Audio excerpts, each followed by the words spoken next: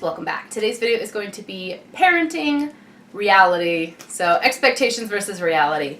If you hear any funny noises, my 10-month-old Daisy is sitting on the floor right here. I may end up pulling her on my lap if she starts pulling on things she's not supposed to be pulling on, but for right now she's content playing with an empty Easter egg. So we're going to go ahead and get through this. So my expectations versus reality, I think I had a pretty good idea of what to expect with having a baby. You know, this is our first, of course. I wasn't sure what to expect, but like my sister has one, now two. My stepsister had two. So it was really good to have those like examples and see like how hard it was for her at first and how much things changed once they had a baby. So I wasn't completely blindsided like first time parents often are. But I am surprised at how little I had my hands free. I did breastfeed, I still do. I did baby wear. I don't do that anymore because my kid's like 23 pounds and I broke my back. But I thought, you know, we use every baby contraption, every device you could think of. We had a mamaroo, we had a swing, we had a bassinet, we have a crib, we have this little bouncer thingy, another bouncer, we have a walker, we have all these things, even like a corral, like a playpen thing. We used a rug with her to play with her toys. Like, we had every device that you could possibly have to let your kids sit in there so you could have your hands free to go and do other things. And I wasn't intentionally like holding my baby constantly. Hi. I wasn't. I was actually trying to like live my life. Sorry, I'm moving stuff out of her way. I was just trying to live my life, you know, and she likes to be held a lot. And I guess that would be like my number one thing of expectations versus reality.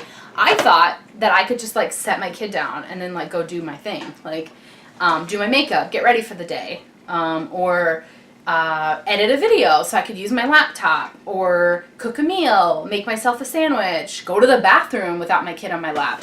No. So that is one thing that really changed when I had a baby was I didn't have my hands free anymore. And it wasn't like I didn't have free time.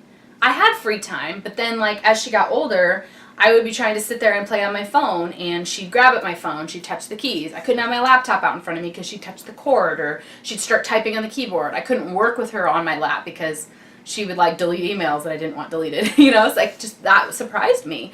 I thought, okay, I'll just set her on the floor while I'll go to the bathroom. And then she's pulling on the shower curtain and opening the cabinets. And so even from birth, you know, they don't do too much at first. You can kind of get away with a lot, but as they're more and more mobile, I was surprised at how little I have my hands free. And also, I was surprised that she didn't sleep through the night, like, by a certain time.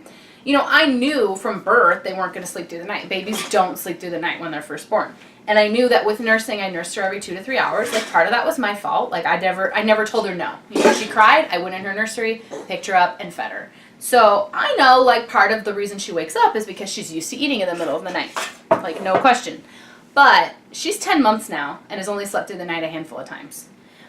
She is definitely interested. Say hi, Daisy. Hello. Hi. Hi. Yay. She's definitely interested in what's going on in the house. So we put her down. She wants to explore. She wants to be awake. She doesn't want to go down. If we're up, she wants to be up. If the lights are on, she wants to be up. So like I used to be able to play on my phone in the rocking chair while I was nursing her to sleep. Yeah, that stopped. So now if I'm in the rocking chair, I have to be in complete darkness in the nursery or she wakes up and wants to play. So I was surprised with how, you know, like she didn't want to sleep. And she, not only did she not want to sleep through the night, but she also like didn't want to sleep in the daytime. Like she took white noise. So there's another thing. One thing I thought we weren't going to need blackout curtains in her nursery. I thought we weren't going to need like a white noise machine. Actually, just today, she's 10 months old now, we ordered a white noise machine. And we turned up the volume in her nursery to play white noise for Daisy when she was sleeping because she just had trouble staying asleep when she went down for the night. And we're like, we don't need that. Like, we don't need blackout curtains. We just close the blinds. Like, we don't want her to get used to a silent, pitch black house because we want her to be able to sleep through things. We wanted her to be able to, if we had people over, if the dog barked, like we don't want her to have to be woken up all the time. Yeah, it didn't matter.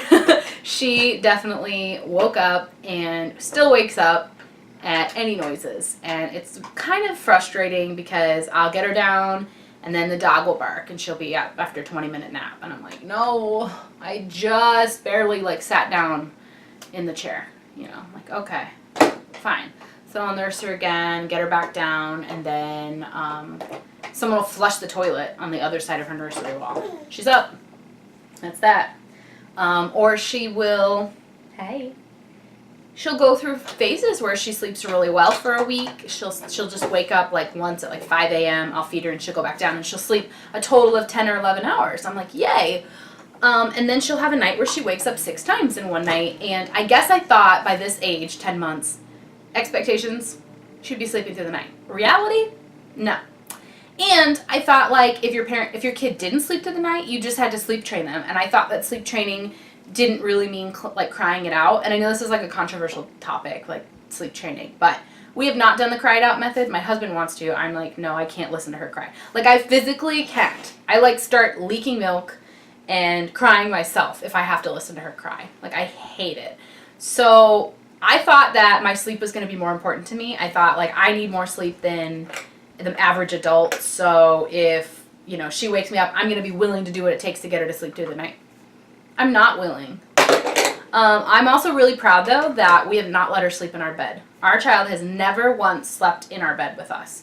Not when she's teething, not, you know, first thing in the morning at 6 a.m. if she won't go back down. Like, she does not sleep in our bed. So I'm really proud of that, and we did get her into her crib pretty early on in her own room. So I don't regret that, but, like, yeah, reality is she's not sleeping through the night. She doesn't take great naps. It's not because I'm a bad mom. And it's just that I can't listen to her cry. You know, I just can't do it. So reality is I love her so much that I don't want her to sleep. I don't know. It doesn't make sense to me either, okay? Hi, cutie. What are you doing? She's crawling over towards my closet. I have a feeling I'm going to have to go get her. Another thing was, like, I thought babies were expensive, like, from the get-go. But I'm like, once you have your kid and you get your nursery all decorated and you buy all the stuff for, like, that, then you're, like, good, you're done spending money. No. She is so expensive. Like, I'm still breastfeeding. I don't even buy formula, so I feel bad, like, for those of you who have to buy, like, that, was it Similac or Alimentin or whatever, that really expensive Enfamil, you know, really expensive formulas. Like, we don't have to do that. She doesn't have really sensitive skin, really sensitive, like, I mean, she doesn't have really sensitive stomach or allergies or anything, but we still spend a ton of money on diapers, wipes, baby food. Baby food is so expensive. For like a 2-pack of Gerber level 3 foods, which she eats 2 of them a day, they're like $1.50 or $1.79, depending on where you buy them. So she eats like about as much expensive stuff as I do.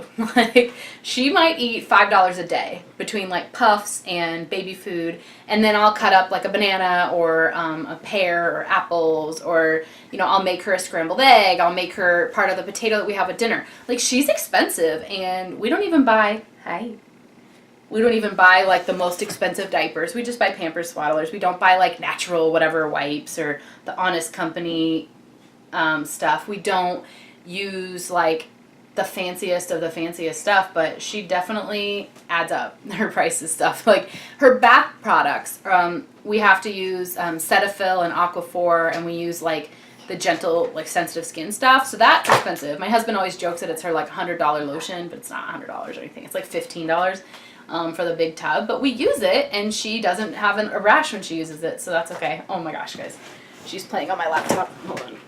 She's always eating like little puffs and snacks, and these are the wagon wheels. And it's just whatever you can do to get your kid to be happy. And I didn't realize like how much of an idiot I was willing to act like to keep her happy. Like, I will be dancing up and down and make silly faces because it makes her smile. Like, when she's freaking out, I will do a cartwheel in my living room. Like, I will do jumping jacks. I will, you know, roll around and turn her upside down. And I thought I was going to be, like, more of a chill mom. But, like, you just want your kid to be happy and quiet and calm. So, like, I never thought that I would give her food to, like, make her happy. But the truth is, you got to do what you got to do. Like, she starts screaming in the back seat of the car, and you're just like, here, have some food. And she stops crying. You give her one, like a teething wafer or one of these little biscuits or puffs or something.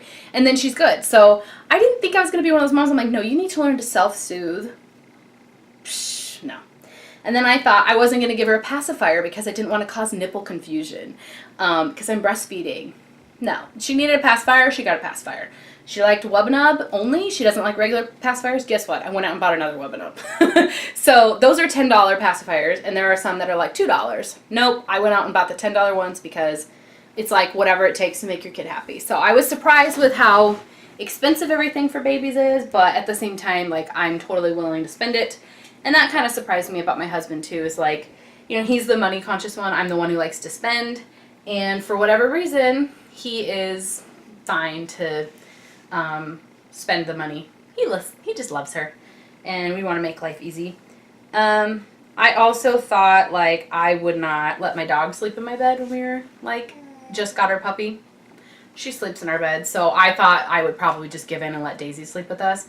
Basically, a lot of the couples I know let their kids sleep in their room a lot longer than recommended, or sleep in their bed for a lot longer. But I'm so proud of us. That's one thing that I did actually stick to, because my husband and I we're like very territorial about our bed, like our space. Like, this is my space, you can't have it. Like, we upgraded from a queen to a king because we like to be like having enough space in our bed. So like, I am glad that we didn't let her sleep with us. It's better for her too, because we move around. We don't go to bed at the same time as she does. We probably wake her up.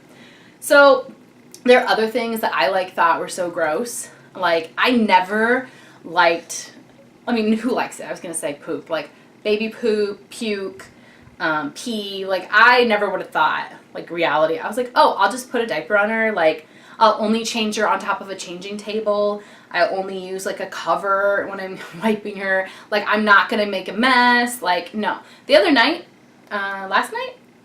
Maybe it was last night. She was standing up at the bathtub. We'd just taken her diaper off to put her in the tub. I reached for her armpits to, like, you know, hoist her into the tub, and she peed. Peed all over the floor. And I was like, oh. Like, you get used to it. You know, expectation was like, ew, yucky. But the truth is, like, I have touched poop with my hand, my bare hand. Not on purpose. The wipe slips, and you're like, ah, you know. She has, like, I'm sorry. She has, like, projectile pooped across my living room floor. And I've had to get on my hands and knees and scrub it. Yeah, I use a Lysol wipe or whatever, but, like, truth is, I thought I was very squeamish. Like, I can't even watch when they draw my blood. Like, when I was puking during pregnancy, my husband had to clean it up. Like, I just could not. I can't. I don't like bad smells. I get nauseous. But for some reason, when it's your baby, the reality is you just do it, and you just take care of it, and you wash your hands when you're done. That's it. Right? Yeah. You got your faces a little bit messy. Look here. Let's get your face clean. Woohoo! Like, same with boogers. Like, I thought I would be grossed out by, like, the nose Frida to, like, suck out her snot. But the truth is, I do it because I don't want her to be congested, you know? Love wins every time.